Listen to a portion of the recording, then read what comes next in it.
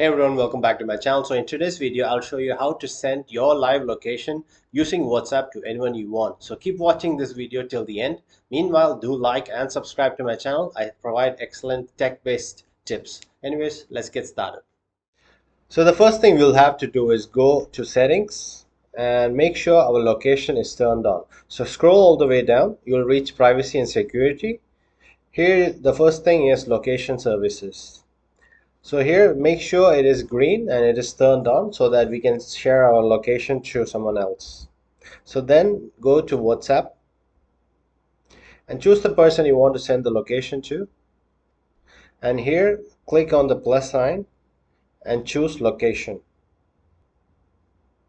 So here now we can choose whether we want to send our live location or just send them the current location we are at. So for now, we'll just send our current location.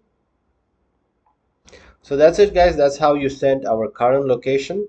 Meanwhile, the option to share live location is in case if you want them to track where you're going, or if in case you are going to them, then you can let them have your live location. Okay, so that's it guys. If you guys found this video helpful, do like and also subscribe to my channel. Thank you so much. Have a nice day.